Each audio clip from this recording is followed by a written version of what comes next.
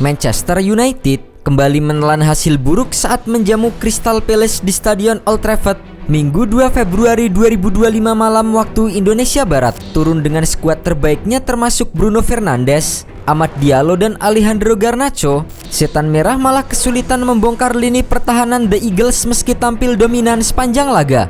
Bukannya meraih kemenangan, Manchester United harus berhadapan dengan kutukan sendiri saat melawan Crystal Palace. Dalam 3 pertemuan terakhir, Crystal Palace selalu mampu menjadi momok yang menakutkan. The Red Devils belum pernah berhasil membobol tim asal London tersebut dalam 3 laga terakhir. Ketiga laga tersebut berakhir dengan skor 0-1, 0-4 dan 0-0. Kutukan tersebut sulit hilang setelah Manchester United minim membuat peluang pada babak pertama. Kobbie Mainoo sempat memberikan harapan pada menit ke-6. Namun, Chris Richard dan Will Hughes masih mampu menghalau bola untuk menggagalkan peluang tuan rumah. Setelah kegagalan tersebut, Manchester United justru hampir tertinggal karena peluang Crystal Palace jauh lebih besar. Daniel Munoz memenangkan duel atas Diogo Dalot untuk menyambar umpan lambung dari Tyreek Mitchell pada menit ke-10. Namun, sundulan Munoz masih melambung di atas gawang Manchester United. Lini pertahanan United memberikan celah besar bagi Crystal Palace untuk memimpin pada menit ke-21. Akan tetapi, Ismaila Sarr dan Jean-Philippe Mateta justru gagal menyambar bola kiriman dari Mitchell. Pada menit ke-40, Mateta kembali gagal memaksimalkan peluang meski Andre Onana sudah meninggalkan gawangnya. Tendangan Mateta akhirnya melebar dan membuat kebuntuan kedua tim bertahan hingga turun minum.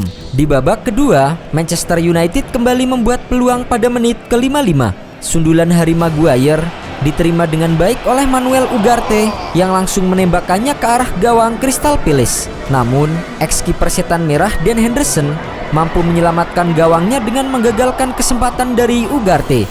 Gagal memimpin lebih dulu, Manchester United akhirnya harus dikejutkan oleh gol lawan. Crystal Palace mendapatkan hadiah tendangan bebas dan Eberechi Eze mampu mengirimkan bola lambung yang diteruskan menjadi sundulan oleh Maxence Lacroix. Manchester United awalnya diselamatkan oleh mister gawang yang menggagalkan sundulan sang bek tengah. Namun, Jean-Philippe Mateta berdiri di posisi yang tepat untuk menerima bola muntah. Tembakan Mateta dari jarak dekat pada menit ke-64 gagal diselamatkan oleh Andre Onana yang terkejut dengan pergerakan sang striker. Tertinggal 1-0, pelatih Ruben Amorim berusaha mengatasi ketertinggalan timnya dengan memainkan lebih banyak penyerang. Akan tetapi, kehadiran Rasmus Højlund dan Joshua Zirkzee di lapangan tidak membantu Manchester United. Kondisi The Red Devils semakin mengkhawatirkan karena mereka tidak memiliki stok penyerang setelah melepas 2 pemainnya yaitu Anthony Krell Betis dan Marcus Rashford yang dipinjamkan ke Aston Villa. Penderitaan MU semakin bertambah setelah bek andalan mereka Lisandro Martinez ditandu keluar akibat cedera. Sembari menangis, cedera Lisandro Martinez bisa menambah krisis yang dialami oleh tim asuhan Ruben Amorim saat ini. Derita Manchester United semakin lengkap setelah Mateta mencetak gol kedua pada menit ke-89. Lini pertahanan Manchester United terlalu maju saat Ismaila Sarr memulai serangan dari sisi kanan.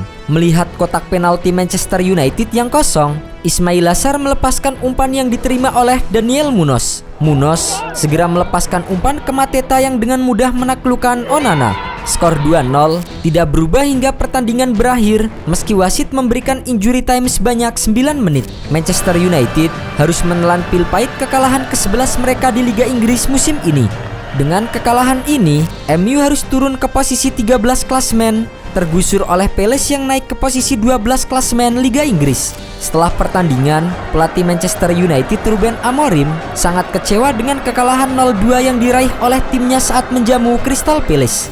Meski demikian, ia mencatat bahwa performa tim sedikit lebih baik dibandingkan dengan pertandingan sebelumnya, terutama dalam mengontrol transisi lawan.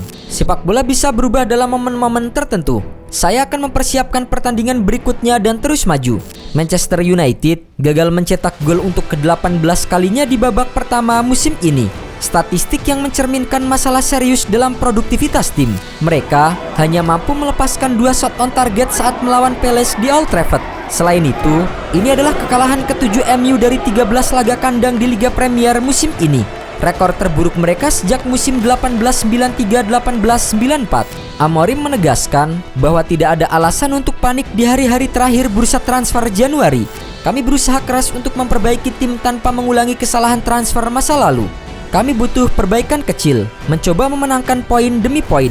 Meskipun belum meraih kemenangan beruntun di Liga Premier sejak mengambil alih kursi kepelatihan pada November lalu, Amorim percaya bahwa performa tim melawan Palace menunjukkan tanda-tanda peningkatan. Kami bermain lebih baik daripada beberapa pertandingan sebelumnya, tapi ketika Anda terus kalah, terutama di kandang, rasanya seperti tidak ada kemajuan sama sekali. Di saat terjadi krisis penyerang, MU malah melepas dua pemainnya, yaitu Marcus Rashford dan Anthony. Rashford akhirnya resmi bergabung dengan Aston Villa sebagai pemain pinjaman setelah diasingkan oleh Ruben Amorim. Pemain berusia 27 tahun itu berpamitan dengan staf dan pemain di Carrington setelah mendapatkan lampu hijau untuk bergabung ke Villa Park. Aston Villa di bawah asuhan Unai Emery sangat ingin memperkuat lini serang mereka setelah menjual John Duran ke Al Nassr seharga 65 juta pound sterling.